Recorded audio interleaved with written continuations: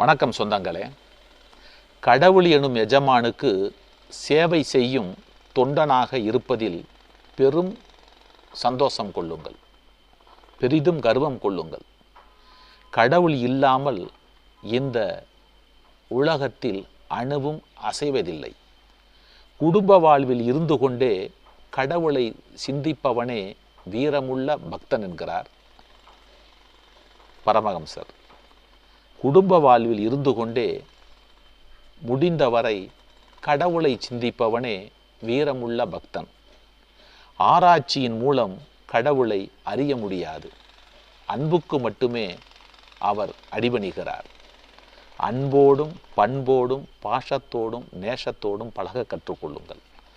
அப்படி பழக கற்றுக்கொள்ளும் பொழுது உங்களிடத்திலே இறைவன் அடிபணிகிறார். அதைப்போல் அநியாயம், பொய் இவற்றை பார்த்து கொண்டு யாரும் சும்மா இருந்து விடாதீர்கள். அந்த அநியாயம், பொய், அக்கிரமம் நடக்கின்ற பொழுது நீங்கள் தட்டி கேளுங்கள். உங்களுக்கு யாருடைய உதவியும் தேவையில்லை. கடவுளின் உதவி உங்களிடத்திலே கண்டிப்பாக கிடைக்கும். விவேகமில்லாமல் வாழ்க்கையை விரயம் செய்யாதீர்கள். விவேகமாக, விடயமாக, விபரமாக உங்களுடைய வாழ்க்கையை பயணப்படுத்துங்கள். உங்கள் வாழ்க்கையை வாழ்க்கையிலே விவேகம் இல்லாவிட்டால் வாழ்க்கை விரயமாகிவிடும்.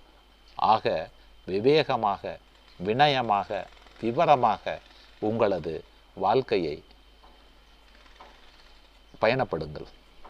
உங்கள் வாழ்க்கை நன்றாக இருக்கும்,